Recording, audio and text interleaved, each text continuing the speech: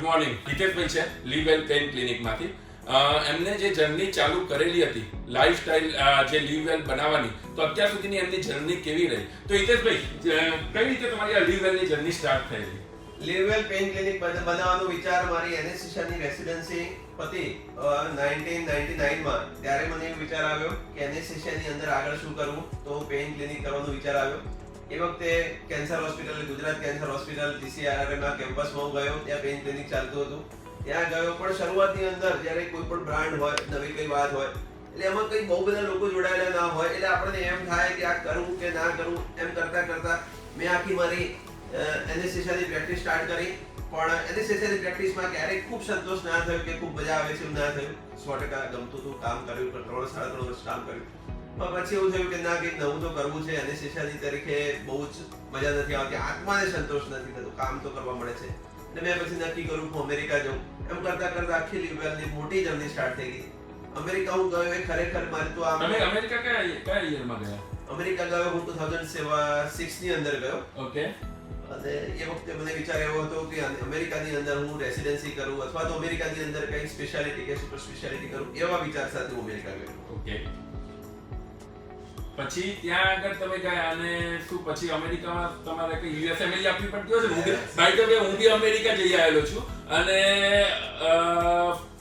એ વખતે અમે એક જ ટાઉનમાં હતા, હું અને હિતેશભાઈ, અમારા કોમન ફ્રેન્ડ એક ડોક્ટર કમલેશ રામ, એના જોડે વાત થઈ હતી. ત્યારે પેલું ખબર છે પેઇન જ્યારે પડેલું હતું ત્યારે તમે બંને જોડે બેઠેલા હતા કે હડસન નદીના કિનારે હતા, તો પણ મળેલા નતા ત્યારે, પણ એટ ધ સેમ ટાઈમ અમે બંને એક જ ટાઈમે હતા. તો શું થયું અમેરિકાની અંદર તમારું કઈ રીતનું હતું? યુએસ ની અંદર હું રહ્યો, ત્યાં રેસિડેન્સી માટે યુએસએમએલએ એક્ઝામ પણ આપી. 2 વખત યુએસએમએલએ 1 આપી, 2 આપી, પ્રેક્ટિકલ એક્ઝામ બધી આપી. પછી રેસિડેન્સી માટે ટ્રાય કર્યા. પણ જેમ જેમ અમેરિકાની કઈ સિસ્ટમ પ્રમાણે ઉંમર વધારે હોય અને થોડી સિનિયર પેલા થઈ ગયા હોય ઉંમરની અંદર, તો એમને રેસિડેન્સી મળવામાં તકલીફ પડે. એટલે પછી મેં મારા વાઈફે નક્કી કર્યું કે ચલો, આપણે દીકરો પણ નાનો હતો એ વખતે, 1.5 વર્ષનો દીકરો હતો, એટલે એવું નક્કી કર્યું કે આપણે ધીરે રહી અને પાછા ઇન્ડિયા જતા રહીએ. ઇન્ડિયા સેટ થઈ ગઈ. એટલે અમેરિકાથી જ નક્કી કરેલું કે આપણે ઇન્ડિયા જઈને પાછું ફરીથી જે 3-3.5 વર્ષ એનેસ્થેસિયા કરેલું છે એ એનેસ્થેસિયાની પ્રેક્ટિસ નથી કરવી, પણ એક અલગથી પેઇન મેનેજમેન્ટની પ્રેક્ટિસ કરીએ અથવા તો પેઇન ક્લિનિક ચાલુ કરીએ, એવો વિચાર સાથે હું, મારો દીકરો અને મારા વાઈફ અમેરિકાથી પાછા આવ્યા. અને અહીં આવીને મેં પેઇનની ફેલોશિપ કલકત્તા કરી, મુંબઈ કરી, 6 થી 8 મહિના એવું કામ કર્યું. પછી અમદાવાદ આવી અને પેઇન ક્લિનિક સ્ટાર્ટ કરેલું છે 2010 માં. તો 2010 ની અંદર તમારું લીવવેલ પેઇન ક્લિનિક ચાલુ થયું. પેઇન પ્રેક્ટિસ ચાલુ થઈ 2010 માં, 2010 ની અંદર, અને 2011 એપ્રિલમાં લીવવેલ પેઇન ક્લિનિક ચાલુ કરેલું. બરાબર છે. તો જો બિફોર 2010 મારા ખ્યાલથી ગુજરાતમાં કોઈ હતું કે જે રીતે પર્ટિક્યુલરલી પેઇન માટે કામ કરતું હોય અથવા તો એ લેવલે કામ કરતું હોય? પેઇન માટેની ખૂબ અવેરનેસ કે બહુ બધા લોકો કામ કરતા હોય કંઈ હતું નહીં. મેં કહ્યું એમ કે મારી રેસિડેન્સી ચાલતી હતી ત્યારથી 2010 સુધી થોડું અંશે પેઇનની પ્રેક્ટિસ થતી. પણ પેઇનની પ્રેક્ટિસ ડોક્ટર્સ માટે, સુપર સ્પેશિયાલિસ્ટ માટે, સ્પેશિયાલિસ્ટ માટે, બધા માટે સાવ અજાણી હતી. એટલે હું જ્યારે આવ્યો ત્યારે સાવ ખાલી એરિયા હતો કે કોઈ હતું જ નહીં. અને તકલીફ એવી ખાલી એરિયામાં એવી હોય કે પ્રોડક્ટ ના હોય, પણ પ્રોડક્ટની અવેરનેસ જ ના હોય, કે એને લેવા વાળું જ કોઈ ના હોય. એવી સ્થિતિમાં મેં પેઇન પ્રેક્ટિસ સ્ટાર્ટ કરેલી. ઓકે. એટલે મતલબ કે ત્યારે તમારે અવેરનેસ લોકોમાં નથી, તો બહુ ડિફિકલ્ટ ના પડ્યું હોય? કારણ કે સી બેસિકલી આપણે જ્યારે એઝ અ ડોક્ટર તરીકે કોઈ બી વસ્તુ, ધારો કે મારા માટે ડાયાબિટીસની પ્રેક્ટિસ કરવી ઈઝી છે કારણ કે લોકોમાં એટલી જાગૃતિ છે.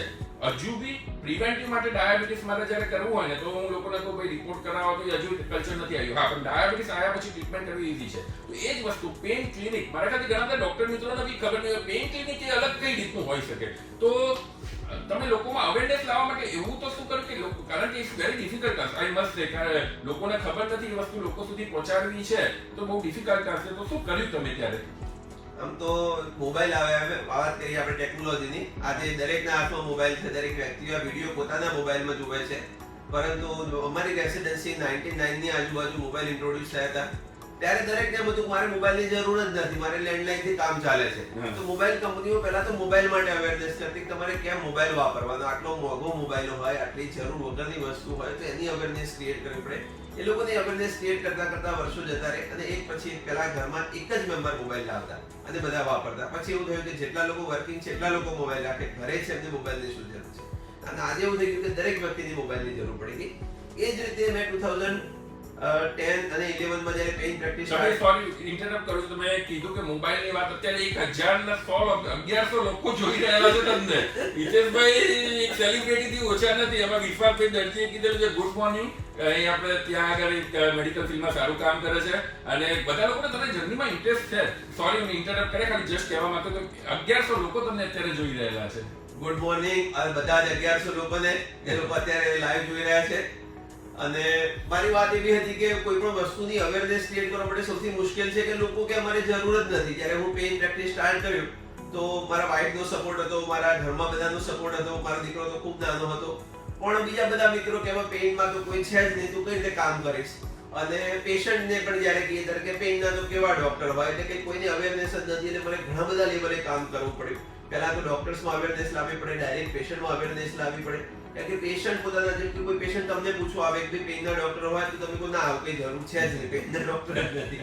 એટલે અમે તો એક્સ્ટ્રીમ લેવલે કામ કર્યું શરૂઆતની અંદર તો કે દરેક દિવસે, દરેક રાત્રે એક સેમિનાર ડોક્ટર જોડે હોય, દરેક 2-3 દિવસે કંઈક પબ્લિક સેમિનાર હોય, જુદા જુદા ક્લબમાં, જુદી જુદી સોસાયટીમાં, જુદા જુદા શહેરમાં અમે સેમિનાર કર્યા. ઓલમોસ્ટ ગુજરાતના બધા જ ટાઉન કે પ્લેસ, કોઈ પણ મથકો એની અંદર ડોક્ટર્સ વચ્ચે જઈ અને એક સેમિનાર કર્યો કે પેઇન ક્લિનિક કેમ જરૂરી છે અને શું જરૂરી છે એ માટે ખૂબ અવેરનેસ કરી. ત્યારે આજે 10 વર્ષે એક આપણે લોકો ઓળખતા થાય, એક તમે કહ્યું એ પ્રમાણે એક બ્રાન્ડ બને અને પેઇન વિશેની અવેરનેસ હવે ડોક્ટર્સમાં, હવે પબ્લિકમાં સરસ રીતે આવી ગઈ છે. બરાબર છે. તો બેઝિકલી જસ્ટ ખાલી રિવાઇઝ કરવું હોય અને તમને હું પૂછું કે ભાઈ હજુ હું એ જે લેમેન છું, મારે તમારી જોડે કેમ આવવાનું થાય, હું તમારી જોડે કેમ આવું, મને કયો દુખાવો થાય તો હું તમારી જોડે આવું? લીવવેર હોસ્પિટલની અંદર આમ તો દરેક પ્રકારના દુખાવાની સારવાર કરવામાં આવે, પણ કમરનો દુખાવો છે, સયાટિકા છે, ટ્રાઇજેમિનલ ન્યુરાલ્જિક પેઇન છે, તમારે જેમ કે ડાયાબિટીસના કોઈ પેશન્ટ હોય તો ડાયાબિટીક ન્યુરોપેથી વાળા પેશન્ટ આવે, ગરદનમાં કે બીજા કોઈ જગ્યાએ નવ દબાતી હોય તો આવે, અને કેન્સર પેઇનના પેશન્ટ એ લીવવેર હોસ્પિટલની અંદર આવતા હોય છે. બરાબર છે. તો એ તમે વાત કરી કે તમે યુએસએ થી અહીંયા ઇન્ડિયા શિફ્ટ થયા. હવે આપણને ખબર જ છે યુએસએ નો ક્રેઝ અત્યારે તો ઠીક છે, પણ ત્યારે કેવું હતું 2000 ની અંદર તો ઘણો બધો. મારા ખ્યાલથી હવે તો એવું થઈ ગયું છે કે છોકરો છોકરી જોવા જાય તો કે હું યુએસએ છું તો ના પાડે છે, પણ ત્યારે તો એ પૂછવાનું હતું કે ભાઈ તમારે યુએસએ છે કે નહીં. પર્ટિક્યુલરલી પટેલ કમ્યુનિટી, પટેલ મતલબ યુએસએ એ કહેવાતું હતું. તો ત્યારે કોઈ વસ્તુ છોડવું બહુ ડિફિકલ્ટ છે. સક્સેસ હોય, ફેલિયર હોય, તમારે હાથમાં એમ જ હોય કે ના ભાઈ હવે ચલો ને એક વખત ટ્રાય કરી લઈએ, કંઈક થઈ જશે, કંઈક થઈ જશે. એ આશાને ઘણા બધા લોકોને 15-20 વર્ષ તે કાઢતા જોયા છે જે આપણા મેડિકલ ફિલ્ડમાં હોય. મેડિકલ ફિલ્ડની રેસિડન્સી ત્યાં બહુ ડિફિકલ્ટ હોય છે, બહુ ટફ હોય છે. It's not easy. મળવું એ બી ટફ હોય છે અને પતાવવું એ બી ટફ હોય છે. હા, એના પછીની લાઈફ સારી હોય છે, પણ એ વસ્તુ છોડીને અહીંયા એક અનસર્ટિનિટીમાં આવવું તો એ કેટલું ટફ ડિસિઝન રહ્યું હતું તમારા માટે? આમ જોઈએ તો સ્વપ્નિલભાઈ તો એવું કંઈ બહુ જ ટફ નથી પડતું, કારણ કે આપણે કોઈ પણ એક ડિસિઝન લઈએ અને એ દિશામાં જો સારી મહેનત કરીએ તો કંઈ તકલીફ નથી હોતી. પણ જ્યારે અમે છોડવાનું નક્કી કર્યું એ વખતે 4-1 મહિના ત્યાં રહ્યા, કારણ કે સેટલ કરી, બધું વાઇન્ડ અપ કરીને છોડીને આવવું પડે. અને હું છોડીને પછી જ્યારે અહીં આવ્યા અને 6-8 મહિનામાં થોડા સેટલ થઈએ, એ જે 1 વર્ષનો ગાળો છે એ ખૂબ ટફ પડે, કારણ કે મન બંને બાજુ દોડ્યા કરે કે રહી ગયા હોત તો સારું હતું, ત્યાં હતા ત્યારે એવું થતું હતું પાછા જતા રહીએ તો સારું હતું. પછી ખબર પડી ગઈ દૂધમાં અને દહીંમાં બે બાજુ પગ નહીં રાખી શકાય. એટલે મેં નક્કી કર્યું કે હવે ભારત દેશની આપણી માતૃભૂમિ છે, ત્યાં જ આવીને આપણે કામ કરીએ અને અહીંયા આવીને આપણા ફેમિલી વચ્ચે, વધારે મિત્રો વચ્ચે વધારે આનંદથી કામ થશે એમ કરતા કરતા અહીં આવી ગયા. શરૂઆતમાં પીરિયડ ટફ લાગ્યો હતો, પણ જેવા અહીંયા આવી ગયા પછી થોડો સ્મૂથ પીરિયડ થઈ ગયો અને બધાનો સાથ સહકાર મળતો ગયો, એમ વધારે આ સ્મૂથ થતું ગયું.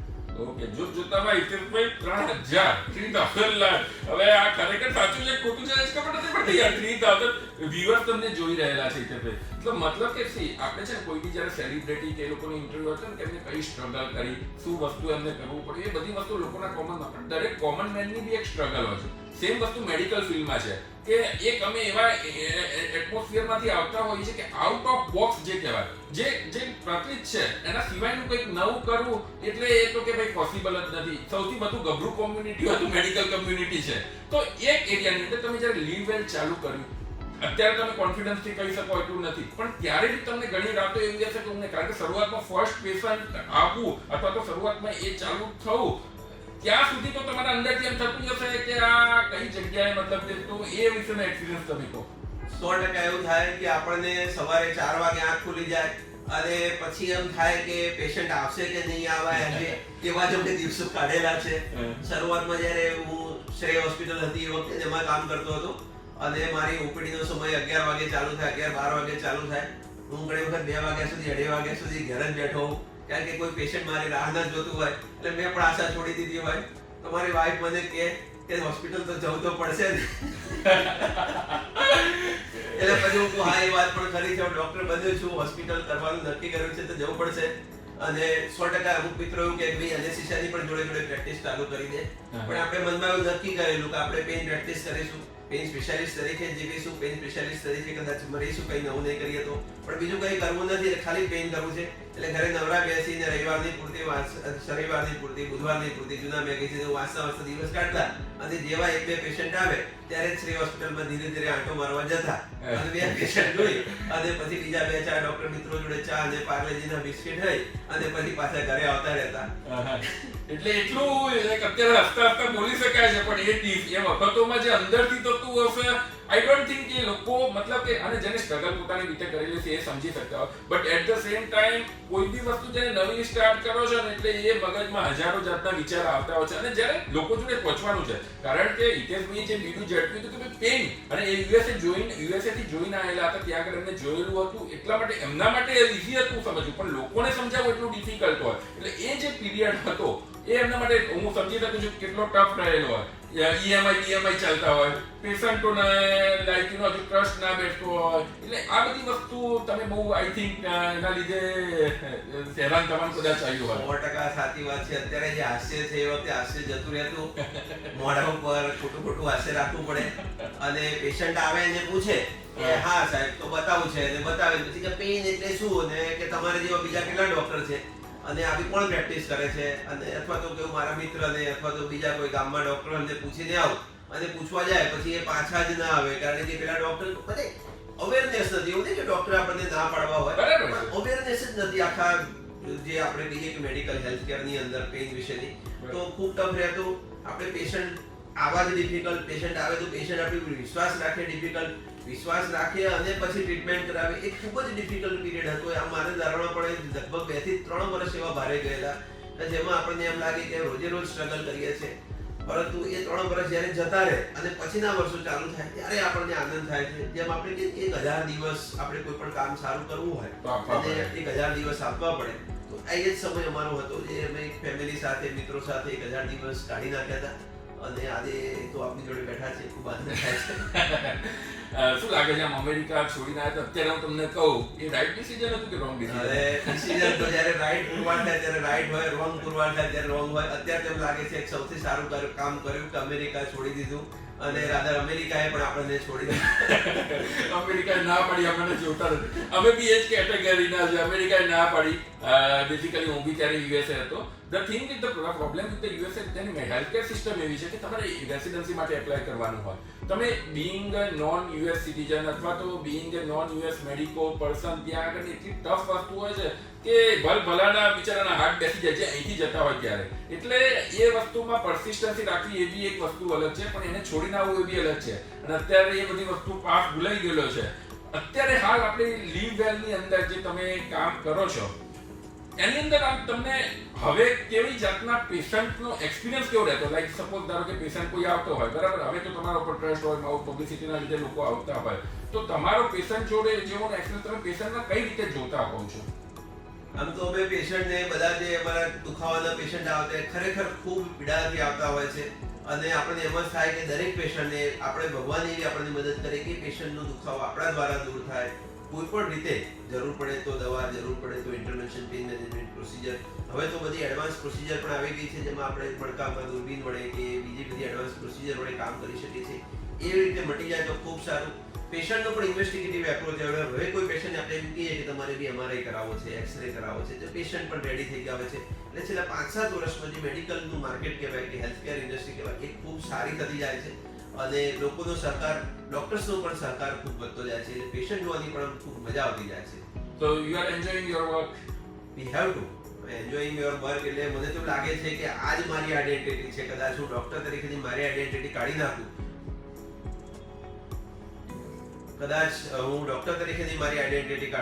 અને ડોક્ટરની પ્રેક્ટિસ બંધ કરી નાખું, તો મારા કદાચ શરીરમાંથી આત્મા નીકળી જાય એવું થાય. એટલે I am really enjoying my work. Monday to Saturday કે Monday to Friday work enjoy કરવાનું, સેટરડે સન્ડે લાઈફ એન્જોય કરવાની, આવા મિત્રો સાથે કંઈ ગપ્પાબાજી કરવાનું મળે તો ગપ્પાબાજી કરવાની. મેં તમારા ફેસબુક ની પોસ્ટ જોઈ જાય છે ભાઈ, અને એની અંદર તમે હમણાં વચ્ચે પેલું આવ્યું હતું, કયો હતો જે વિડીયો છે, ઝુકેગા નહીં. ઝુકેગા નહીં. ઘણી વખત તમને મેં ત્યાં બીજે મોડેસ્ટિસ કે કહેતા વચ્ચે તમે પુશઅપ કરતા હતા એ વિડીયો, મોડેસ્ટિસ રાઈટ, મોલ્દીવ્સમાં યા પુશઅપ કરતા હતા. તો બેઝિકલી શું છે કે એઝ અ ડોક્ટર અત્યારે એવું માનવામાં આવતું હોય ચશ્મા બસમાં પહેરેલા હોય, પેટ બહુ વધુ પડતું બહાર નીકળેલું હોય, એ આમ સિન્સિયર ડોક્ટર, અને જે થોડા ઘણા ફિટ હોય અથવા તો જે કંઈ આ રીતના લાઈક યુ નો આ જે એમને વિડીયો, એ બધા ડોક્ટર શું કે હવે આ ડોક્ટર તરીકે સારું નથી લાગતું. તો લાઈક યુ નો, બટ જે તમારું માનવું છે ફિઝિકલ ફિટનેસ, કારણ કે તમે પેઇન જોડે કામ કરો, જોડે મેન્ટલ ફિટનેસ, એ બંને વસ્તુનું કેટલું ઇમ્પોર્ટન્સ છે. અને તમે કીધું કે તમે સેટરડે સન્ડે ગપ્પાબાજી કે કોઈ બી વસ્તુ તમારા માટે પોતાનું, કે how you balance it, how you balance your life with your professional career plus personal career. હવે કામના સમયે કામ અને આરામના સમયે આરામ અને આનંદના સમયે આનંદ. આપણે જ્યાં હોઈએ ત્યાં જ મન રાખીએ તો જ આપણને આનંદ થયા કરે. ઘણા બધા લોકો કામ કરતા હોય એટલે રોતા હોય કે મારે વેકેશન હોત તો સારું હતું, પછી વેકેશનમાં રોતા હોય કે મારે પેશન્ટ નથી, મારું કામ હોય તો સારું હતું. એના કરતા તમે એવું નક્કી કરેલું છે જ્યારે પેશન્ટ જોડે હોઈએ ત્યારે દિલથી પેશન્ટ જોડે વાતો કરવાની, હસતા હસતા વાતો કરવાની. સીડી ઉતરી જઈએ, નીચે જતા રહીએ, આપણે કારમાં બેસીને મૂવી જોવા જઈએ કે ઘરે જઈએ એટલે પછી પેશન્ટની વાતો ભૂલી જવાની, ઘરની વાતો કરવાની. વેકેશન ઉપર જઈએ વેકેશન કરવાનું. હવે તમે કહ્યું કે પેટ વધારે હોય અને પછી આનંદ કરતા હોય એવા ડોક્ટર ગણાય. આમ તો બધા જ પ્રકારના ડોક્ટરો જોવા મળે છે આજકાલ તો. ડાન્સ કરતા ડોક્ટર, પેટ ઓછું હોય, પેટ વધારે હોય, દરેક તો પોતાનું શરીર છે અને દરેક માણસ. મારું કહેવાનો મતલબ એ હતો કે પેશન્ટના મગજમાં એવું કે જેને એકદમ રૂટ લાઈક યુ નો એમનો જે નેચર બકડક હોય, જેને લાઈક ચશ્મા પહેરેલા હોય, એ લાઈક એ મેન્ટાલિટી, એ સિન્સિયર ડોક્ટર હશે. હવે જ્યારે આપણે ફ્રેન્ડલી, અહીંયા તમે યુએસએ ની હેલ્થકેર સિસ્ટમ ને અહીંયાની હેલ્થકેર સિસ્ટમમાં બહુ ફરક છે. તો બેઝિકલી જ્યારે તમે કોઈ જોડે ફ્રેન્ડલી થવા જાઓ તો એમને એમ લાગતું હોય, ઘણી વખત એવું લાગતું હોય છે કે ખરેખર આ ડોક્ટરને કઈ આવડતું નહીં આવડતું. તો એના વિશે હું વાત કરવા માંગુ છું. મારા યુટ્યુબ ઉપર કે ફેસબુક ઉપર શરૂઆતમાં આવા પ્રોફેશનલ ફોટોગ્રાફ, પ્રોફેશનલ વિડીયો વધારે રહેતા. હમણાંથી તો આવા ક્લેપ પુશઅપ કરતા કે પેલું તમે જે પુષ્પાનો ડાન્સ કરતો એવા થોડા વિડીયો વધતા જાય છે. પણ હવે પેશન્ટ પણ સ્વીકારતા થયા છે કે ડોક્ટર છે તો પોતાની જિંદગી જીવતા હશે અને ટ્રીટમેન્ટથી મતલબ છે. એટલે સમાજ બી થોડો ઓપન થઈ ગયો છે. હવે એવા કઈ સિન્સિયર ડોક્ટરની ડિમાન્ડ પણ નથી રહી. અને કદાચ એવી ડિમાન્ડ હોત તો આપણે આ પ્રોગ્રામનું નામ તો કે ગપ્પાબાજી ના આપ્યું હોત.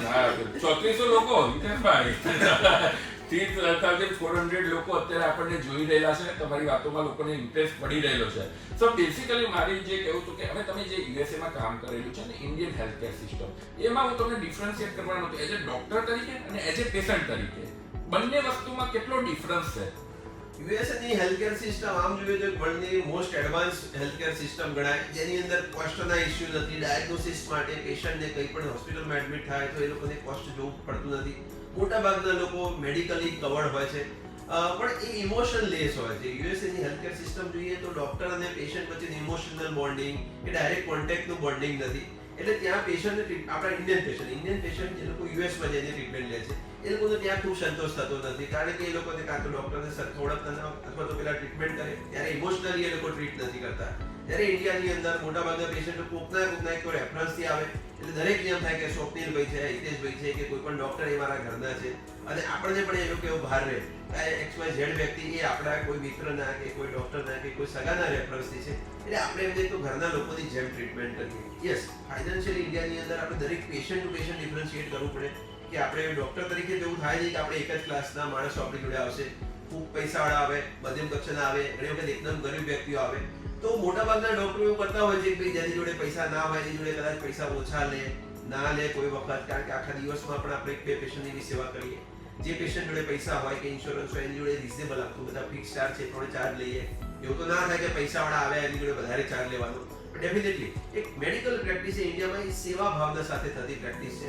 પરંતુ યસ, અહીંયા ડોક્ટરની અવેલેબિલિટી ક્વિક છે, ફટાફટ છે અને તરત જ મળી જાય છે. જ્યારે યુએસ ની અંદર તો ડોક્ટર માટે ખૂબ વેઇટિંગ કરવું પડે, એની રાહ જોવી પડે. MRI ની અંદર ઘણી વખત તો મહિના પછી અપોઇન્ટમેન્ટ મળી જાય. ત્યારે આપણે અહીંયા તો MRI કે ડોક્ટર વિઝિટ માટે તો કલાકમાં બધું જ પતી જાય એવી ફાસ્ટ સિસ્ટમ છે. So we have the different system. અને હું એમ કહીશ કે ઇન્ડિયન, આપણું જે ઇન્ડિયન હાર્ટ છે, ઇન્ડિયન પીપલ છે, એના માટે તો it is Indian healthcare system is better system.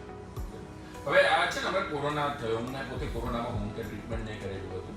હવે ત્યારે અમારી લાઈક કંઈ કરતા નતા, એટલે આપણા ફ્રેન્ડ જોડે બી ત્યારે યુએસએ જે હોય બધા જોડે વાત થતી હોય. હવે હું ખાલી જસ્ટ જનરલ પબ્લિકને કહેવા માંગુ છું કે અત્યારે ધારો કે તમારા સીટી સ્કેન, ચલો આજે ઈચ્છા થઈ રવિવાર છે, ચલો સીટી સ્કેન, ઘણા બધા એવી ઈચ્છા નોર્મલ થાય છે. હવે સીટી સ્કેન કરાવી દઈએ કે એન્જિયોગ્રાફી કરાવડે છે, કંઈ છે કે નહીં, કરાવો છો, તમે જાઓ છો, અડધો કલાકની અંદર તમને કોઈ બી સેન્ટરની અંદર સીટી સ્કેનનો રિપોર્ટ સાથે આવી જશે. યુએસએમાં એઝ એ ડોક્ટર તરીકે, ધારો કે મારો બ્રધર છે અથવા તો કોઈ નોન છે અને મારો એનો સીટી સ્કેન કરાવવો હોય તો મારે એટલું બધા માથાપચ્છી કરવી પડે કે પછી એના સીટી સ્કેન કે બ્લડ રિપોર્ટ થાય, અને એની કોસ્ટ એની કરતાં 10 ગણી છે. સો એઝ એ પેશન્ટ અહીંયા વી આર બ્લેસ્ડ કે તમને સારામાં સારા ડોક્ટર, સારામાં સારી સર્વિસીસ વિધિન અવર્સમાં મળતી છે, અને ત્યાં આગળ તમને ખ્યાલ છે આ બધું કરવું એટલે કેટલું ડિફિકલ્ટ ટાસ્ક છે. So I think they people like જે લોકો છે એ લોકો સમજવું પડે કે આપણી ઇન્ડિયન હેલ્થકેર સિસ્ટમ એટલી સ્ટ્રોંગ છે, એટલી ઇઝીલી એક્સેસિબલ છે કે તમારે એની અંદર બીજું કોઈ ચિંતા કરવાની જરૂર નથી. હું ખાતરી સાથે કહું છું કે કોરોનાનું મેનેજમેન્ટ કમ્પેર ટુ યુએસએ ઇન્ડિયામાં વધુ સારી રીતે થયું હશે. એનું કારણ છે યુએસએમાં બિલો 90% ઓક્સિજન વાળાને તમે એડમિટ નતા કરતા, અને અહીંયા તો ઘણા બધાએ જસ્ટ મગજમાં વિચાર આવ્યો કે ચાલો કોરોના થઈ જશે એના માટે રૂમ બુક કરાવી રાખેલા હતા. તો એ બધી વસ્તુની અંદર we are really blessed. Comparatively price વાઇઝમાં બી હિતેશભાઈ કીધું એમ ઘણો બધો ફરક પડતો હોય છે. So I think we are in better place, right? We are in better place. એટલે જ કહ્યું છે કે ભારતે જન્મ દુર્લભમ, ભારતમાં જન્મ લેવો દુર્લભ છે, અને આપણે નસીબદાર છીએ સ્વપ્નિલભાઈ કે આપણને ભારતમાં જન્મ મળ્યો અને અહીંયા કામ કરવાની તક મળી છે, એટલે આપણે ખરેખર નસીબદાર છીએ હેલ્થકેર બાબતે. મેડિકલ ટુરિઝમ શું માનવું છે તમારું? અત્યારે અમારા ત્યાં 2 જણા બહારથી આવેલા હતા, યુકે થી યુએસએ થી, એવી રીતે ટ્રીટમેન્ટ લેવા સ્પેશિયલ આવેલા હતા. તમે આટલા વર્ષોથી જો તમારે બી ફોરેન પેશન્ટ જોડે ઇન્ટરેક્શન થતું હશે, બેઝિકલી જ્યારે બી આ બંને પેશન્ટ આવેલા હતા ત્યારે અમને પૂછ્યું કે યાર અમે તો આવું માન્યું જ નતું કે ક્લિનિક ઇન્ડિયામાં આટલું સારું હોઈ શકે. આ લેવલની ફેસિલિટી ઇન્ડિયામાં પોસિબલ છે, કારણ કે ઇન્ડિયાની જે અત્યારે વર્ષો પહેલાની જે છે એ જ મગજમાં હજુ બી ઘણા એનઆરઆઈ ફ્રેન્ડ જોતા હશે તો એમને એમ હશે કે ઇન્ડિયા લાઈક હવે બધું બદલાઈ ગયું છે. તો એ વસ્તુનો તમારું મેડિકલ ટુરિઝમ વિશે શું માનવું છે? મેડિકલ ટુરિઝમ એ અમદાવાદની આપણી કોઈ મેડિકલ પ્રેક્ટિસ જોઈએ તો એની અંદર જેની સારી પ્રેક્ટિસ છે, તો વધારે સારી પ્રેક્ટિસ છે, એની અંદર 5 થી 10% હવે મેડિકલ ટુરિઝમ ચાલુ થઈ ગયું છે. મેડિકલ ટુરિઝમમાં તો 2 પ્રકારના પેશન્ટ આવે, એક તો એનઆરજી અથવા એનઆરઆઈ જે લોકોના ગુજરાત સાથેનો સંબંધ છે, જે લોકો વિદેશોમાં વસે છે, અને બીજા તમે કહ્યું એવા કે જે લોકો આમ બેઝિકલી યુએસ સિટીઝન કે યુકે સિટીઝન કે બીજા કોઈ કન્ટ્રી, આફ્રિકન કન્ટ્રીઝના સિટીઝન છે અને ઇન્ડિયામાં ટ્રીટમેન્ટ લેવા આવે તો એ ગ્રેજ્યુઅલી વધી રહ્યું છે. અમદાવાદની અંદર ફ્લાઇટ કનેક્ટિવિટીના લીધે એટલા બધા પેશન્ટ ડાયરેક્ટ નથી આવતા, પણ જનરલ ઇન્ડિયાની વાત કરીએ તો મુંબઈ છે, દિલ્હી છે, બેંગ્લોર છે, ચેન્નઈ છે, જ્યાં ડાયરેક્ટ કનેક્ટિવિટી બીજા કન્ટ્રીઝની વધારે છે, ત્યાં વધારે નોન ઇન્ડિયન સિટીઝન અથવા તો નોન કનેક્શન ઇન્ડિયન નથી, જેના લોકો ખૂબ આવે છે. અને આપણી હેલ્થકેર સિસ્ટમ એટલી બધી સ્ટ્રોંગ થઈ રહી છે જેના લીધે બધા જ પેશન્ટો આપણી જોડે આવશે. અને આગળ મેં કહ્યું કે ઇન્ડિયાનો ડોક્ટર હશે તો એમ કહી દેશે કે લો મારો પર્સનલ નંબર છે, તમને તકલીફ પડે એ દિવસે મને ફોન વોટ્સએપ કોલ કરજો, હું રાત્રે પણ તમારી વાતનો જવાબ આપી દઈશ. તો એ વસ્તુ બીજા દેશોમાં નથી થતું, એટલે આપણું મેડિકલ ટુરિઝમ પણ ખૂબ આગળ વધશે અને સરકાર પણ એના માટેના ખૂબ પ્રયત્નો કરી રહી છે. હવે છે ને બીજું એક મારે પૂછવું હતું મેઇનલી પ્રિવેન્ટિવ હેલ્થ ઉપર, જેમાં આપણે ઘણા પાછળ છે. પ્રિવેન્ટિવ હેલ્થ અત્યારે મને કંઈ નથી તો હું લેમેન તરીકે એમ વિચારું કે આ બ્લડ રિપોર્ટ કરાવડાવીશ, ઇસીજી કરાવડાવીશ, ને જો કંઈ આવી ગઈ તો પાછું ડૉક્ટરના ત્યાં ધક્કા ચાલુ, એને મેડિસિન ચાલુ, એના કરતાં કંઈ થતું નથી તો શું કરવા, રિપોર્ટ્સ કરાવવા. તો જે પ્રિવેન્ટિવ હેલ્થ જે યુએસએની અંદર એક આખો અલગ જ કન્સેપ્ટ છે, એના વિશેનું તમારું શું માનવું છે?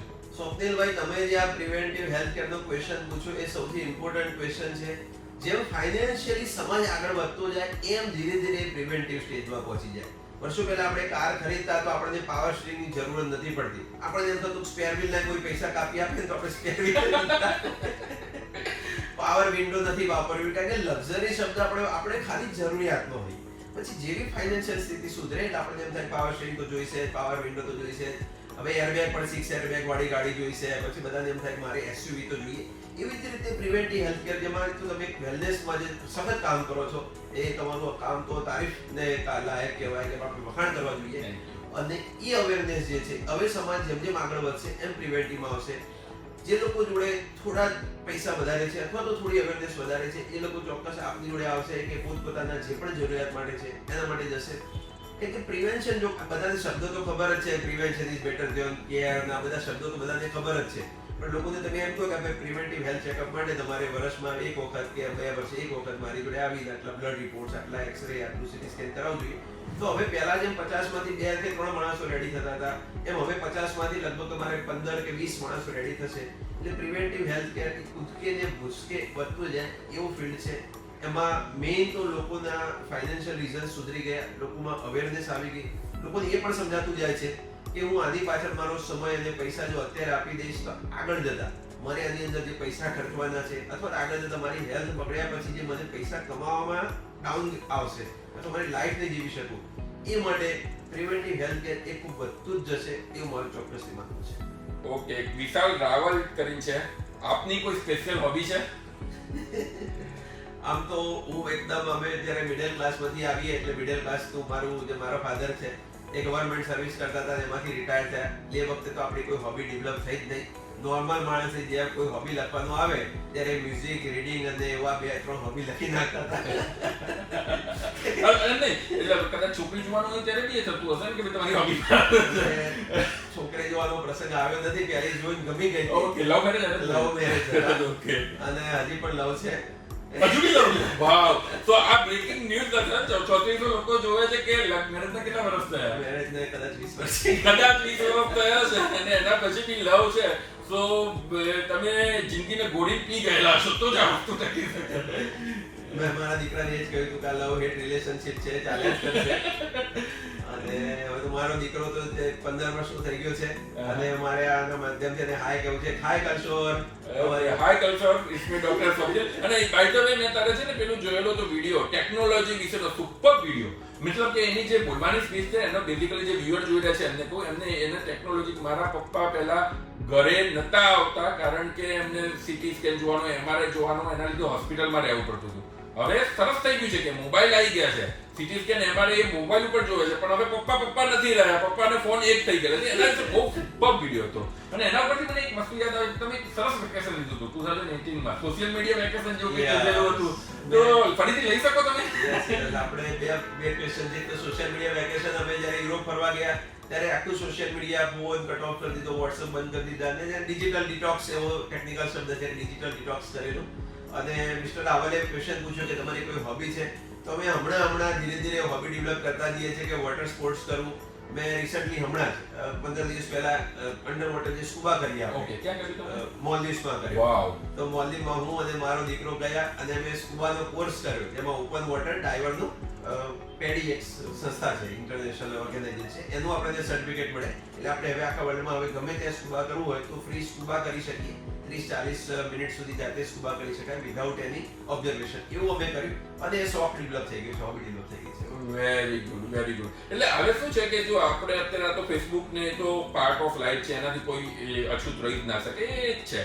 અત્યારે બી ધારો કે હું કારમાં આવતો તો અથવા તમે જ્યારે બી આવશો, તમે લોકો બી જોજો ટ્રાફિક સિગ્નલ ઉપર ઊભા હોઈએ ને, આપણે ફોન ના ચેક કરતા કોઈક વખત એમ થાય કે ચલો જોઈએ આજુબાજુમાં કોઈક વખત ઓબ્ઝર્વેશન કરવાનું થાય, કોઈ હોય કે ના હોય, વોટ્સઅપ જોઈ લીધું, ફેસબુક જોઈ લીધું, કોઈ ફોન આવ્યો છે કે એ એક એવી મેન્ટાલિટી ડેફિનેટલી આપણે પોતે આમાંથી બહાર નથી રહી શકતા. કોઈક વખત અવેરનેસ જેવું કહીએ કે ચાલો આજે જોઈએ કે કેવું રહે છે, તો ત્યારે આ વસ્તુનો આપણને ખબર પડે છે. તો આનાથી બચવા તો થઈ શકે એમ, લાઈક આને તમે એ હવે પાર્ટ ઓફ લાઈફ છે, બટ એ તમારી પર્સનલ લાઈફને કોમ્પ્રોમાઇઝ ના કરે, તમારી મેન્ટલ હેલ્થને કોમ્પ્રોમાઇઝ ના કરે. તો એના માટે શું તમે કઈ ટિપ્સ આપી શકો? આમ તો આપણું મગજ છે ને રાક્ષસ જેવું છે, એટલે કામ તો જોઈએ. જો નવરું પડે તો આમાં ઘૂસી જ જવાનું છે. વોટ્સએપમાં ઘૂસી જાય, ફેસબુકમાં ઘૂસી જાય કે ઇન્સ્ટાગ્રામમાં ઘૂસી જાય. એટલે મગજને અને શરીરને નવરું ના પડવા દેવાય. જેમ આપણે કલાક વાતો કરીશું તો ભલે ફેસબુક પર લોકો આપણને જોવે, પણ આપણે પોતે આપણે બીજાના સ્ટેટસ નહીં જોઈએ. આ કર્યા પછી આપણે કાં તો ફિઝિકલ એક્ટિવિટીમાં, કાં તો મિત્રો જોડે બેસી જઈએ, કાં તો એક્સરસાઇઝ કરવાનું ચાલુ કરીએ, તો જ આ બંધ થઈ શકે. બાકી ટેકનિકલ ટિપ્સ તો બહુ બધી છે કે ભાઈ આપણે 10 મિનિટ સવારે મૂકી દેવાનો, રાત્રે લોકરમાં મૂકી દેવાનો, કારની અંદર મૂકીને ઘરની અંદર જ એન્ટર થવાનું કે કારમાં જ મોબાઈલ લઈને આપણે ઘરમાં આવી જઈએ. પણ આ પ્રેક્ટિકલી 99% લોકોમાં પોસિબલ છે જ નહીં. એટલે મનને બીજે વાળેલું રાખવું, શરીરને બીજે વાળેલું રાખવું ને કામ કર્યા કરવું, એ જ આનો ઉપાય છે. બાકી વર્ષો પહેલા લોકો ટીવી જોતા, પછી મેગેઝિન વાંચતા, પછી ટીવી જોતા, પછી આ બધા સોશિયલ મીડિયા આવ્યા. એટલે ચિત્રહારથી ચાલુ કરીને આપણે ઇન્સ્ટાગ્રામ સુધીના જમાનામાં આવી ગયા છીએ. અને આની વાત આવી તેના ઉપરથી યાદ આવે છે કે જે દરેકના ઘરમાં પેરેન્ટ્સ હશે, તો ઇનિશિયલી એવું થતું હતું કે પેરેન્ટ્સને આપણને કહેવું હતું કે મોબાઈલ મૂકો. હવે અત્યારે અમે ગેટ ટુ ગેધર તો આપણે પેરેન્ટ્સને કહેવું પડે કે યાર મોબાઈલ મૂકો, વાતો કરવા ભેગા. એટલે એટલી બધી વસ્તુનું એ થયેલું છે અને એનાથી તમે બચી નથી શકવાના. But at the same time ક્યારેક એ રીતે જોઈએ કે જો મેન્ટલ આનામાંથી બહાર નીકળવું હોય, જે મેડિટેશન હતું, જે બુક્સ વાંચવાનું હતું, એ એવા શોખ, તમે જેમ કીધું સ્કૂબા, એ શોખ એવા ડેવલપ થાય કે આ બાજુમાં રહી શકે. That will be the good thing, right? શોખ ડેવલપ કરો અને એમાં પરોવાયેલા રહો. જેમ કે તમે કહ્યું સ્કૂબા, તો સ્કૂબાનો સૌથી ફાયદો કે તમે 40 મિનિટ અંદર હો એટલે તમે મોબાઈલ ના વાપરી શકો, ફેસબુક ના વાપરી શકો, પણ ડેફિનેટલી અંડર વોટર કેમેરા લઈને તો આપણે પાછા ઉતરતા જોઈએ છીએ. હવે સ્વપ્નિલભાઈ, તમે તો મને બહુ પ્રશ્ન પૂછે, મારે વચ્ચે એક પ્રશ્ન પૂછી લો, પછી તમે આગળના પ્રશ્નો. Sure. તમે આ જે વેલનેસ નું આખું કર્યું છે, કન્સેપ્ટ લાવ્યા છો, એની અંદર આમ તમે શું કરી રહ્યા છો અને શું આગળ તમારા વિઝન છે, એના વિશે એકાદ વાત કરો. સો બેઝિકલી છે ને મેં એમડી કર્યું. હવે એમડી પછી તમે જેમ કીધું એમ કે રૂટીન પ્રેક્ટિસની અંદર કરી, પણ જે હતું કે ભાઈ આ યાર આપણું કામ નથી, એટલે અમે પ્રિવેન્ટિવ હેલ્થ ઉપર ગયા. બેઝિક હેલ્થ ચેકઅપ જે છે, પછી અમે ECP નેચરલ બાયપાસ થેરાપી કહીએ છીએ, એ જે એન્જિયોપ્લાસ્ટી કે બાયપાસના ઓપ્શનની અંદર ઘણા બધા પેશન્ટો US FDA દ્વારા એપ્રુવ ટ્રીટમેન્ટ છે. કાર્ડિયાક રિહેબિલિટેશન જે છે એ. સો બેઝિકલી એ વસ્તુમાં અમે કામ ચાલુ કર્યું. અગેન ઇટ્સ નોટ ઇઝી, કારણ કે કંઈક નવું કરવું એ એટલા માટે મેં વચ્ચે તમને ખ્યાલ હતો કે યાર હિતેશભાઈ શું કરવું, આમાં તમારી જોડે એક વખત એડવાઇસ લેવા બી આવેલો હતો અને તમે એ વખતે મને બહુ હિંમત આપેલી હતી. સો બેઝિકલી કંઈક નવું કરો, ત્યારથી જ મને યાદ આવ્યું કે આવા તો કેટલા લોકો હશે કે જે કંઈક નવું કરવા માંગે છે, but like you no register ના ત્યારે કોને તમે પૂછી શકો, ફ્રેન્ડ્સને ના પૂછી શકો, ના તમે ફેમિલી મેમ્બરને પૂછી શકો. તો ત્યારે એવા લોકો કે જે આની અંદરથી પાસ થઈ ચૂક્યા છે, જેના આ લોકો ગોળીને પી ગયેલા છે, એ લોકો જોડે તમને કંઈક સાચી. એટલે એટલા માટે અમે આ ચાલુ કરેલું હતું. અને બેઝિકલી અમારા ત્યાં પ્રિવેન્ટિવ હેલ્થ ચેકઅપ થાય, ECG, treadmill, body fat analysis, એટલે એ બધું પ્રિવેન્ટિવ સાઇડ ઉપર અમારું કામ બધું છે. એના સિવાય હાર્ટના જ્યારે બ્લોકેજ હોય, ત્યારે એન્જિયોપ્લાસ્ટી બાયપાસ કોને ના કરાવવું હોય તો એના માટેની ECP natural bypass therapy again હું લખીને રાખું છું કે આજથી 5 વર્ષ પછી ઘણા બધા લોકો આની અંદર જશે. પણ અત્યારે નવું છે એટલા માટે થોડું એક હવે લોકો વખતે જાગૃતિ બી અમારે ફેલાવવાની જિમ્મેદારી થતી હોય છે. તો એ રીતનું હમણાં ત્યાં કામ ચાલે છે. ના, એ ખૂબ આમ જરૂરી છે. આપણે આગળ પણ વાત કરી કે પ્રિવેન્ટિવ ખૂબ જરૂરી છે. તો એવો પ્રશ્ન છે કે જેની ઉંમર એવરેજ, જેની ઉંમર 35 તો થોડી હજી પણ નાની કહેવાય, પણ 40 વર્ષની આજુબાજુ થઈ ગઈ છે, એવા કોઈ વ્યક્તિને, ભાઈ કે બહેનને કોઈ ડિસીઝ છે, ધારો કે નોર્મલ ડિસીઝ, હાઇપરટેન્શન છે, ડાયાબિટીસ છે, પણ નથી, તો એ લોકોએ પ્રિવેન્ટિવ હેલ્થ ચેકઅપ માટે તમારા ક્લિનિકમાં આવવાનું વિચાર કરે કે ભાઈ મારે જવું છે, તો ફોન કરી એપોઇન્ટમેન્ટ લઈને આવે. તો આમ કેવો સમય લઈને આવે કે ભાઈ મારે કેટલા કલાક સુધી એપોઇન્ટમેન્ટ ચાલશે, કેટલા દિવસ મારે એનું ફોલોઅપ રાખવું પડશે? કારણ કે રૂટીન ડિસીઝમાં માણસને ખબર છે કે હું આવી છે, મારે આવી રીતે ટ્રીટમેન્ટ લેવાનું છે, 2 કલાકમાં મારું કામ પૂરું થઈ જશે. અને એનો એવરેજ એક એપ્રોક્સિમેટ સમય કેટલો થાય એના વિશે. તો બેઝિકલી અમે શું કરીએ છીએ કે ખ્યાલ છે કે જે ધારો કે કોઈ પેશન્ટનું છે, ધારો કે કોઈનું હેલ્થ ચેકઅપ કરવાનું છે, તો એટલું સ્મૂથ રાખેલું કે ઘરે જઈને બ્લડ કલેક્શન થઈ જાય ભૂખ્યા પેટે. બરાબર, ઘરે હેલ્થ આખા અમદાવાદમાં કોઈ બી જગ્યાએ ઘરે જઈને બ્લડ કલેક્શન થઈ જાય. બ્લડ કલેક્શન થઈ જાય, એના રિપોર્ટ આવતા 2 to 3 અવર્સ થાય. અહીંયા આવે એટલે 2 કલાક જેવું જોવે, જેમાં ECG હોય, ટ્રેડમિલ હોય, ડાયાટિશિયન હોય, ફિઝિયોથેરાપિસ્ટ હોય, ડેન્ટલ હોય, બોડી ફેટ એનાલિસિસ હોય, ફિઝિશિયન કન્સલ્ટ હોય, બધું જ હેલ્થ ચેકઅપ તમારું વિધિન 2 અવર્સની અંદર થઈ જાય. અગેન હું એક વસ્તુ કહેવા માંગીશ, તો લોકોને છે ને ટોટલ હેલ્થ ચેકઅપ નું બધું કરાવી નાખ્યું, CT કરાવડાવી દો, MRI કરાવડાવી દો. મારા શરીરમાં કોઈ રોગ હોવો ના જોઈએ. હંમેશા હેલ્થ ચેકઅપ એ એવી વસ્તુ છે કે તમારા પ્રોસ વર્સિસ કોન, ફાયદા વર્સિસ ગેરફાયદા, તમને કઈ હિસ્ટ્રી છે એ પ્રમાણે હોવું જોઈએ. ખાલી ખોટા પૈસા બગાડવાનો મતલબ જ નથી. 10, 20, 25 હજારના હેલ્થ ચેકઅપ જસ્ટ ખાલી તમારે કરાવવા ખાતર, મગજની શાંતિ ખાતે કરાવવાની જરૂર નથી. વિધિન 4,000, 5,000 ની અંદર તમારું બધું જ રિપોર્ટ થઈ જ જતા હોય. સો એ વસ્તુનું એક લોકોમાં કારણ કે એ છે ને, અમે કોરોનામાં એટલે એવું બહુ જોયું. હું કોરોનામાં હોમ ટ્રીટમેન્ટ ચાલુ કરેલી હતી. હવે તમને ખબર છે હવે તો બધું પતી ગયેલું છે, પણ ત્યારે એવું હતું કે ભાઈ કોઈને ખ્યાલ નતો, સ્ટીરોઇડ આપો, ડોક્સીસાઇક્લિન, આઇવરમેક્ટિન, ફેવિફ્લુ, એડમિટ થઈ જાવ કંઈ ના કંઈ. ત્યારે અમે એક અમારી લાઈફસ્ટાઈલ વેલનેસ એક રાખેલું હતું કે ક્યાંય બી અનનેસેસરી મેડિકેશન અમે નથી આપવાની. Monitoring must, oxygen, pulse, BP, temperature. ત્યારે બી અમારે બહુ ફેસ કરવું પડતું હતું કે આ ડોક્ટર એમને આ ટેબ્લેટ લખી આપી છે, તમે કેમ નથી લેતા? તો બેઝિકલી લોકોને હું કહેવા માંગુ છું કે અનનેસેસરી મેડિકેશન, અને ડોક્ટર તરીકે અમારી જવાબદારી છે કે તમને ખોટી દવાઓ ના આપવો છે. હવે એમાં કોઈ ડોક્ટરનો વાંક હોય એવું નથી હોતું, પણ ઘણી વખત પેશન્ટને એટલા બધા એક્સપેક્ટેશન હોય છે કે તમે એને કાઉન્સિલ કરવાની જગ્યાએ ચલો ભાઈ હવે ફેવિફ્લુ આપવામાં શું જાય છે, એજિથ્રો આપવામાં શું જાય છે, જીજી જેમ કે ભાવતી it's not use for the virus. પણ હવે એ થયેલ યુએસએ માં તો કદાચ you can't write the prescription of antibiotic without the proven test. તો એ વસ્તુ ક્યાં કોમન છે. બટ અહીંયા લોકોને શું છે કે એ છે ક્યારે બી ડોક્ટર માટેનું જ્યારે કોઈ ઓછી મેડિસિન લખતા હોય ને ત્યારે એના માટેનું એક કારણ છે કે એને કોન્ફિડન્સ છે કે વધુ દવાઓ એના માટે હાનિકારક છે. એટલે હંમેશા એવા ડોક્ટરને પકડો કે જે જરૂર છે બધી દવાઓ, પણ એવું નહીં કે ઓછી મેડિસિન લખેલી છે એટલે એ ડોક્ટરને ઓછું આવડે છે. તો એ રીતનું હતું. તમારો કોરોના કેવો એક્સપિરિયન્સ રહ્યો? આઈ થિંક તમારે બી કોરોનાની અંદર તમે કામ કરેલું હતું. અમે પણ અમારી હોસ્પિટલને ટેમ્પરરી જ્યારે સેકન્ડ ફેઝ આવ્યો ત્યારે જ્યારે ડિમાન્ડ ખૂબ વધી ગઈ, ઇવન સગાવાલા જે એડમિટ થવાના ચાલુ થઈ ગયા, જગ્યા મળવાની તકલીફ પડી, અમે 15 દિવસ માટે અમારી હોસ્પિટલને કોવિડ હોસ્પિટલમાં કન્વર્ટ કરી હતી. તો મોટા ભાગના બધા જ પેશન્ટો કાં તો મિત્રો હતા, કે મિત્રોના મિત્રો હતા, કે સગાવાલા હતા. મારા સગા ભાભી ત્યાં એડમિટ હતા.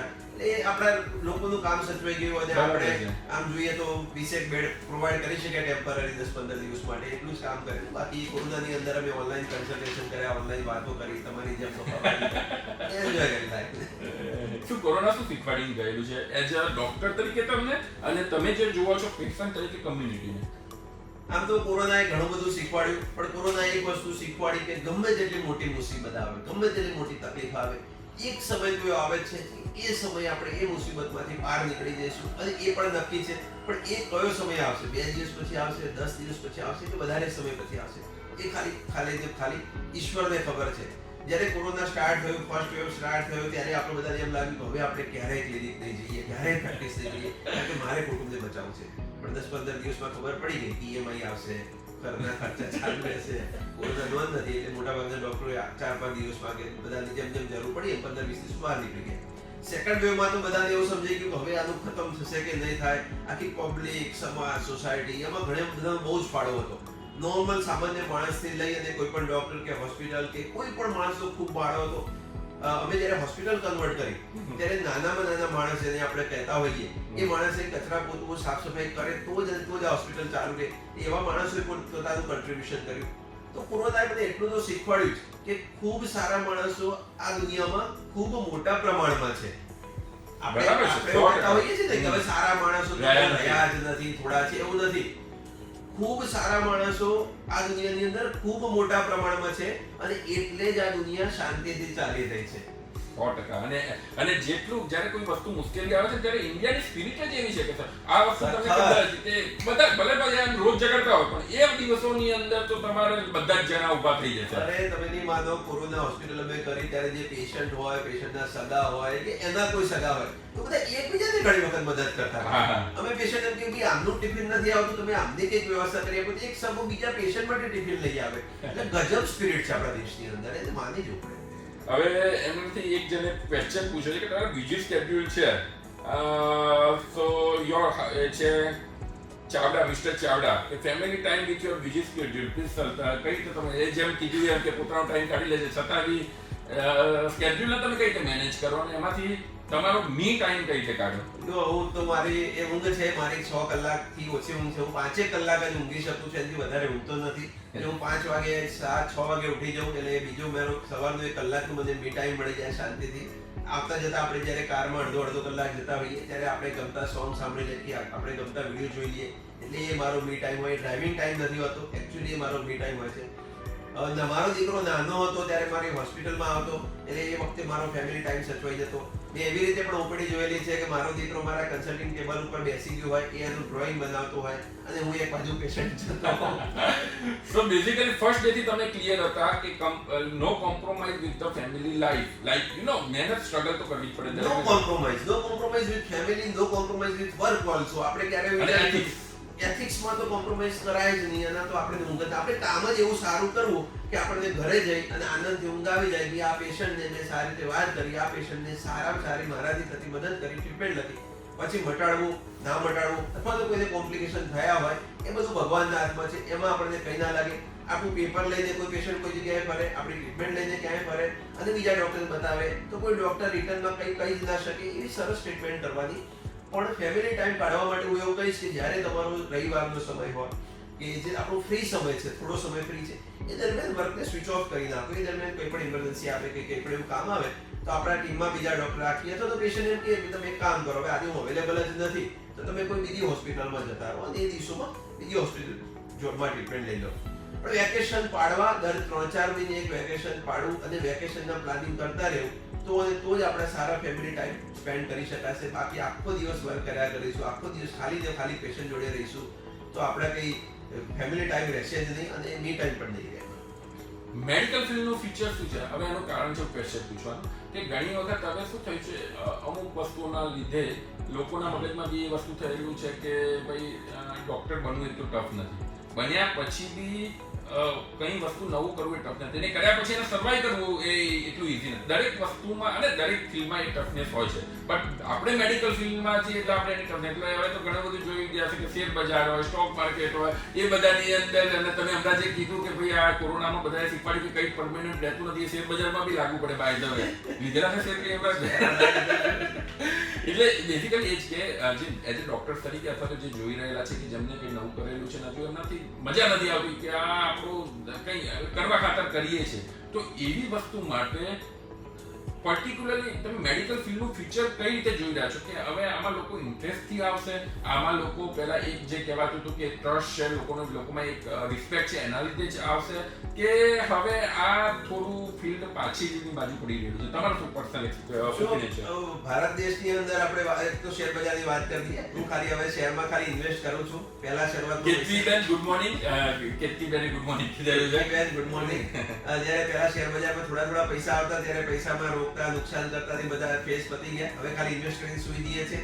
એટલે તમે પેલું કહેવાય ને કે પરમાત્મા પામી લીધું, જે ઉપર નીચે ના જોતું હોય એટલે પરમાત્મા પામી લીધું, મોક્ષ પામી લીધું. મર્યા પછી મોક્ષ આવે એટલે શેર બજારમાં 2-4 વખત મરી ચૂક્યા છીએ. હવે મેડિકલ ફિલ્ડના ફ્યુચર વિશે વાત કરીએ તો મેડિકલ ફિલ્ડમાં એઝ એ ડોક્ટર તરીકે તો ખૂબ જરૂર છે તે આ ઇન્ડસ્ટ્રી કે આ હેલ્થકેર સેક્ટર અત્યારે જેટલા પણ મિલિયન્સમાં કામ કરતું છે એના કરતાં ખૂબ આગળ જશે. કારણ કે લોકો તમે જેમ કહ્યું કે હજી પ્રિવેન્ટિવમાં ટ્રીટમેન્ટ ફેઝમાં આજે આપણું ચાલી રહ્યું છે અને કેટલાય લોકો એવા છે જેને હજી ટ્રીટમેન્ટ નથી મળતી. એટલે કોઈ પણ પોતે ડોક્ટર બનવું હોય અથવા કોઈ પણ છોકરાને ડોક્ટર બનાવવું હોય તો આ આજનો સમય એ સૌથી યોગ્ય સમય છે.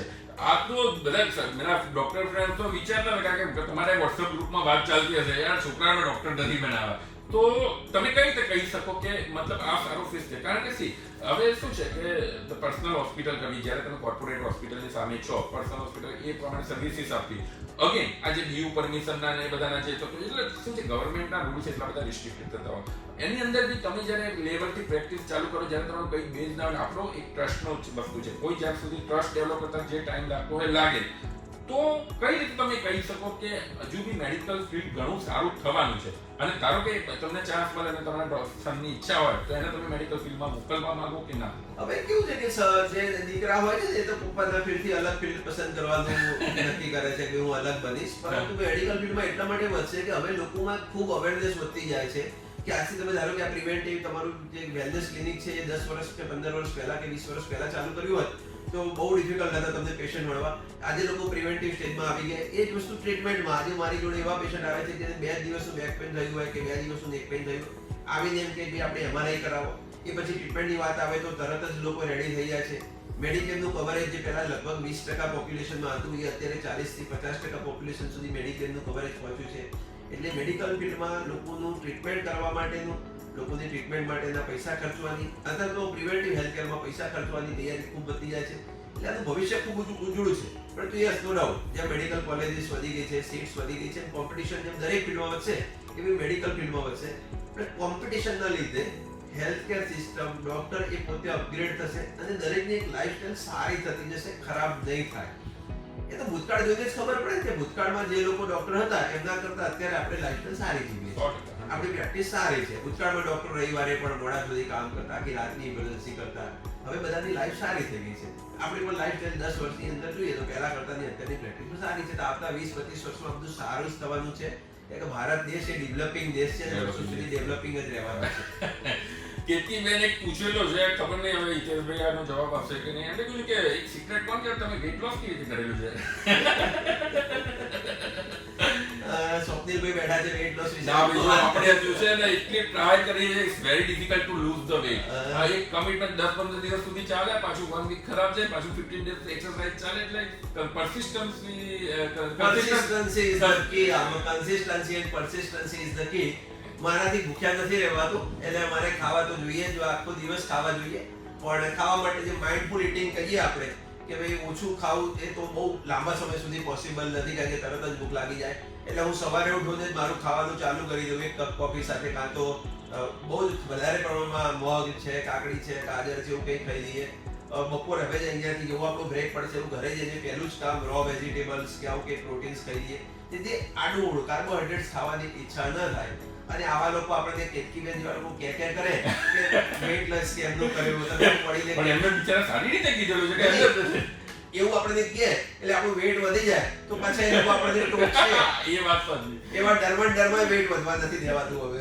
હવે છે ને આ લાઇટર નોટ ઉપર હતી, પણ હું જે પર્ટિક્યુલરલી અમે હાર્ટની પ્રેક્ટિસ કરીએ છીએ નિકેશભાઈ, એની અંદર અમે હવે એટલા પેશન્ટ એવા જોઈએ છે કે જે વસ્તુ આપણે મેડિકલમાં મતલબ કે MBBS કે MD માં જ્યારે હતા કે ભાઈ 35 વર્ષે ડાયાબિટીસ થવું, 30 વર્ષે બીપી આવવું, 40 વર્ષે એટેક આવવો, એ ત્યારે હતું નહીં.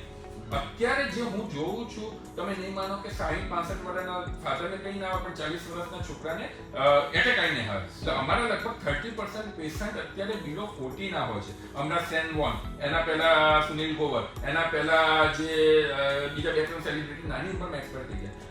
જે હું અને તમે જે ભણેલા છે કે ભાઈ ડાયાબિટીસ આવવાનું કારણ શું, બીપી આવવાનું કારણ શું, તો કે ફેમિલી હિસ્ટ્રી હોય, કોઈ કોમોર્બિડિટીઝ હોય, પણ હવે જે હું જોઉં છું અથવા તો પર્સનલ એક્સપિરિયન્સ પ્રમાણે જે કહું છું, સ્ટ્રેસ એક જબરજસ્ત મોટું ફેક્ટર છે. જે અત્યારે આઈટી ફિલ્ડમાં છે, બેંક ફિલ્ડમાં છે, ટાર્ગેટ ઓરિએન્ટેડ જોબ છે, એ લોકો માટે સ્ટ્રેસ બહુ જબરજસ્ત મોટું ફેક્ટર, અને એ મેઇન ફેક્ટર મારા ખ્યાલથી થોડા ટાઈમમાં આવી જશે કે ભાઈ મેજર ફેક્ટરમાં સ્ટ્રેસ. તો એના વિશે તમારું શું માનવું છે? સ્ટ્રેસ એ ડેફિનેટલી ખૂબ મોટું ફેક્ટર થઈ ગયું છે આજકાલ, અને બધાને સ્વપ્ન એટલા બધા મોટા આપણે કરી નાખ્યા છે કે એના લીધે પણ આપણને સ્ટ્રેસ પડે. પણ આપણું સેલરી, આપણા પે છે ખૂબ મોટા હોવા જોઈએ, આપણે એક વસ્તુ કોઈને દેખાડી દેવી છે, એના માટે પણ એક સ્ટ્રેસ થઈ ગયો છે. અને બીજી વસ્તુ આવે કે અન્ન એવું મન, આપણે ગુજરાતીમાં સામાન્ય કહેવત છે કે આપણું અન્ન એવું આપણું મન રહે. પરંતુ એના કરતાં પણ મને તો ઘણા વખતથી પ્રેક્ટિસ કરતા એવું લાગે છે કે અન્ન એવું તન, જેવું આપણે ખાઈશું એવું જ આપણું શરીર બનશે. આ કહેવત જ બધા યાદ રાખવા જેવી છે. બાકી આ વેઇટ છે કે ડાયાબિટીસ છે એ વેરી ડિફિકલ્ટ કે આખા આપણી સોસાયટીને ખાઈ જશે. એટલે લોકોએ પોતાનું વજન છે, પોતાની હેલ્થ છે એ તો ડેફિનેટલી સુધારી લે. અને એના માટે પ્રિવેન્ટિવ જે હેલ્થ ચેકઅપ છે, કન્સેપ્ટ જે છે આપણા મગજમાં એમાં કે મને કંઈ થતું નથી એટલે કંઈ કરાવવું નથી. બેઝિકલી આ બધા ડિઝીઝ છે, ડાયાબિટીસ છે, બીપી છે, કોલેસ્ટ્રોલ છે, બધા સાયલેન્ટ છે. એની અંદર તમે જ્યાં સુધી ટેસ્ટ ના કરાવો ત્યાં સુધી તમે પકડી ના શકો. પણ એક ટાઈમ એવો આવે કે જ્યારે કંઈક થઈ જાય પછી જ આપણને એની ઇમ્પોર્ટન્સ સમજાતું હોય. અમારા ઘણા બધા એવા ઇન્ટરવ્યુ પેશન્ટ આવે કે રાત્રે છાતીમાં દુખતું હતું, ઘરમાં ક્યાં કોઈને ઉઠાડું, ઈનો પી લીધો અને બીજા દિવસે સવારે એટેક. માથું દુખતું હતું તો માની તો સાદો દુખાવો હશે, ડોલો લઈ લીધી, બીજા દિવસે સવારે બીપી વધવાના લીધે હેમરેજ. એ બહુ રૂટીન થઈ ગયેલું છે. તો એક અવેરનેસ કે ભાઈ હેલ્થને સૌથી વધુ ઇમ્પોર્ટન્ટ થોડું આપવું પડે. અને જોવા જઈએ તો ખર્ચો કોઈ જ નથી. અત્યારે તમે પીઝા મંગાવીએ ને 2,000-2,500 રૂપિયાનો 2-3 જણનો વચ્ચેનો પીઝા થઈ જતો.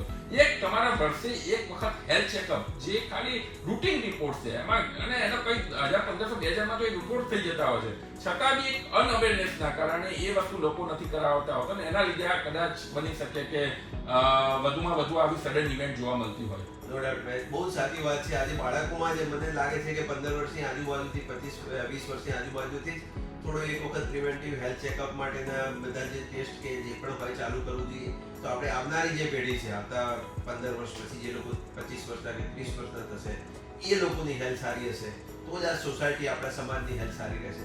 અત્યારે તમે તો એવું ટેન્શન છે કે દાદા દાદીની બીમારી જેટલી વધારે નથી એટલી પૌત્રોની કે પુત્રોની બીમારી વધતી જાય છે અને લોકો બીમાર પડતા જાય છે. ડેફિનેટલી એના માટે તો કંઈક કરવાની જરૂર છે, અને તમે જે કરી રહ્યા છો એ ખરેખર ખૂબ જ આનંદ. હવે ખાલી એક જ પેશન્ટ વિશે પૂછ્યું, તમે તમારું ટોકમાં સાંભળ્યું, તમારું એક પેશન્ટ એવું આવ્યું હતું કે એને કીધેલું હતું કે મારા દાદા 80 વર્ષના હતા, અને એ ખાલી રિપીટ કરશો, મને મજા આવી ગઈ. અમારે ઘણા બધા પેશન્ટ આવતા હોય એવું આપણને કહેતા હોય કે સાહેબ હવે તમને જ બતાવવાનું છે, કારણ કે અમે જે પહેલા ડોક્ટરને બતાવતા હતા, ટૂંકો વાત કરું, મારા દાદા જે ડોક્ટરને બતાવતા હતા એ ડોક્ટર તો કે હમણાં જ ગુજરી ગયા છે, એટલે હવે મેં નક્કી કર્યું છે કે હવે તમને જ બતાવીશું. અને અમારા કે પપ્પાએ કે બીજા એક ડોક્ટરને બતાવવાનું ચાલુ કર્યું, એ ગુજરી ગયા છે, એટલે કે મેં તો એવું નક્કી જ કર્યું છે કે હવે તમને જ બતાવીશું. એટલે હું એમ કહું ના ભાઈ મને નહીં, હવે તમે બીજા કોઈને બતાવો, કારણ કે મારો નથી લાવો આટલી. અને ઘણી વખત એવું થતું હોય કે જેની ઉંમર 75 વર્ષની હોય, કોઈ બા આવે આપણને બતાવવા, અને પછી આપણને આમ આપણે ગુજરાતીમાં બોલવાની ટેવ હોય ને, એ ડોક્ટર સાહેબ હવે આપણે કેટલું જીવીશું કે 75 વર્ષના બા પણ એવું કે ડોક્ટર હવે આપણે કેટલું જીવીશું? એટલે હું કહું, બા આપણે એમાં મને ના લેશો. તો તમે તમારું બોલો, હું તમારું નથી બોલતો, પણ તમે મારું ના બોલશો, મારું કામ બાકી છે. ઘણી બધી વખત આવો એક્સપિરિયન્સ હતો એટલે લાગે કે દુખતું ક્યાં છે તો આપણા માથા ઉપર પગ ઉપર અહીંયા રાખી બધા કે જો અહીંયા એક્ઝેક્ટલી દુખે છે. તો એવા ફની એક્સપિરિયન્સ થતા હોય છે. હવે એના સિવાય તમને કોઈ એવો પેશન્ટનો એક્સપિરિયન્સ થયેલો છે કે જે તમને એમ થાય કે લાઈક યુ નો ઘણી વખત આપણને પોતાનું ફ્રસ્ટ્રેશન આવતું હોય કે કોઈક પેશન્ટ જોડે એવું થયેલું હોય કે ભાઈ મજા નથી આવી. ઘણા પેશન્ટ એવા હોય કે તમને અગેન હ્યુમાનિટી ઉપર તમને એની ઉપરનો આખો લાઈક યુ નો તમારો ટ્રસ્ટ વધારે. હું તમને એક્ઝામ્પલ આપું. અમારા ત્યાં એક લાલીબેન કરીને પેશન્ટ આવે છે જે અમારા સ્ટાફને બી ખબર હશે. એ લાલીબેન સાવ અભણ માણસ, કશું ભણેલા નથી. એમની જમીનો સારી એવી છે. એમની છોકરી માટે 1 કરોડ રૂપિયાની ફિક્સ ડિપોઝિટ રાખેલી હતી. અત્યારે છોકરા છોકરીનું જે કહેવાય કે બંનેને એક જ ગણવું તો એ આટલા વર્ષો અભણ માણસ હોવા છતાં એનાથી બી વધુ કોરોના ટાઈમની અંદર છે ને જેથી ઘણી વખત આપણે થતું હોય કે ભાઈ ઘણા સારા એવા પેશન્ટ હોય કે જે કે ભાઈ ફી ઓછી કરાવડાવો આટલું બધું હોતા હશે. મને એક વખત હું ઓપીડીમાં બેઠેલો હતો, બહારથી બેનનો અવાજ હતો. એટલે મેં કીધું કે શું થયું ચિરાગને? એટલે કે જો ને આ લાલીબેન પરાણે મને 1000 રૂપિયા આપીને જાય છે કે કોરોના ટાઈમ છે અને કે તને કદાચ તકલીફ પડે. તો આ રીતે એ વખતે આપણને એમ થાય કે સારું આપણે એવા ફિલ્ડમાં છે કે જે આવા માણસોને બી હેલ્પ કરી શકીએ છીએ. તો એવો કોઈ તમારો એક્સપિરિયન્સ જે તમને લાઈક યુ નો હલાઈ ગયેલો અને તમને એમ લાગે કે ના કે વી આર ઇન રાઈટ પ્લેસમાં, આપણે હજુ આ વસ્તુ માટે હ્યુમેનિટી માટે ઘણું કરવાની જરૂર છે? ના, 100% બહુ જ બધા એક્સપિરિયન્સ થયા કરે. મેડિકલ ફિલ્ડમાં આખી વાત જ ઇમોશનલ ઉપર ચાલતી હોય છે ટ્રીટમેન્ટની સાથે સાથે. એટલે પેશન્ટ એવા આવે કે ઘણી વખત આપણને લાગે કે બહુ જ ગરીબ માણસ છે, એના વાઈફની ટ્રીટમેન્ટ કરવાની છે. મારે એક પેશન્ટ છે, નામ નહીં આપું અત્યારે, પરંતુ એના વાઈફની ટ્રીટમેન્ટ હતી અને ખર્ચનો પૈસા નતા. તો પેશન્ટ એવું કીધું કે સાહેબ ગમે તે થઈ જાય, ખર્ચ ગમે તે હું કરી નાખીશ, પણ અમારી વાઈફ છે એને આપણે જે ટ્રીટમેન્ટ કરવાની છે, જે સર્જરી કે જે ટ્રીટમેન્ટ કરવાની છે એના માટે કે તમે ગમે તે કરી અને ખર્ચ કરો. તો આપણે એમ થાય કે આ માણસને પોતાની આમ ગરીબ હોવા છતાં એને પૈસાની તકલીફ પડતી એની વાઈફ માટે કેટલું બધું આમ કરવાની ઈચ્છા છે.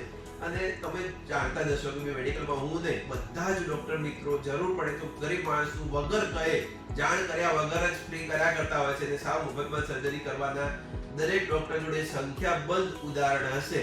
એ દરેક સમાજને કંઈ ઢંઢેરો પીટવાય કોઈ જતું નથી અને કોઈ એવું પણ કરતું નથી કે બીજા જોડેથી લઈ અને સંસ્થાની જેમ ચલાવે. એટલે ડેફિનેટલી લાલીબેનની વાત પણ આનંદ આપે એવા મારા ઘણા બધા પેશન્ટ છે. પણ બહુ જ વાત નહીં કરી આપણે, સમય પણ ઘણો થયો છે. બસ હવે પતવાનું આવેલું છે. તમે અમારા 1 અવર્સ એક્ટિવ થઈ ગયું ક્યાં છે ફટાફટ પતી ગયું, ખ્યાલ બી ના આવ્યો, કદાચ ઓટોમેટિકલી લાઈવ બંધ થઈ જશે. તમે શું લોકોને શું મેસેજ આપવા માંગશો જનરલ અવેરનેસ માટે?